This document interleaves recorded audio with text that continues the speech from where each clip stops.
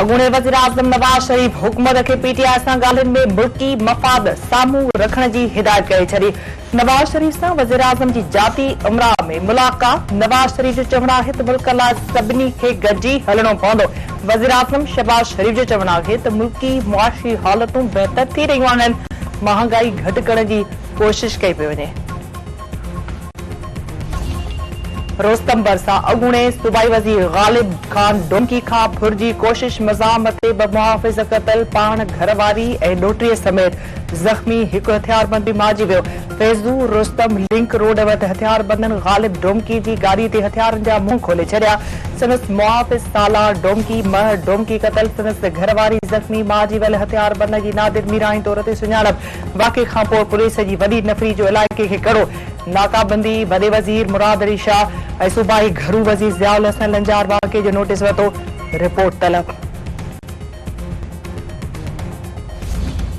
मादरे इल्मी Sindh university Mehran lumps ऐं शहीद अल्लाह बख्श Soomro university पाणीअ जी खोट ॼाणाए बंदि। मेहरान यूनिवर्सिटी इंतज़ामिया 13 फ़रवरी खां 2 हफ़्तनि लाइ ऑनलाइन क्लास वठण जो ऐलान करे छॾियो। सिंध यूनिवर्सिटी भी 20 जनवरी ते खुली न सघंदी।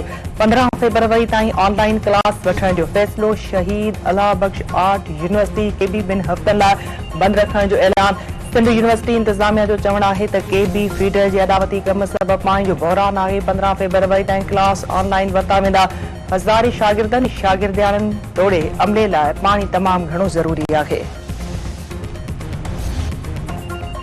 परदेही ऑफिस मराकश ॿेड़ी हादसे में 21 पाकिस्तानी ज़िंदा हुअण जी तस्दीक करे छॾी। परदेही ऑफिस जे तर्जुमान जो चवणु आहे त मराकश जे समुंडी इलाइक़े में 21 पाकिस्तानियुनि खे बचायो वियो आहे।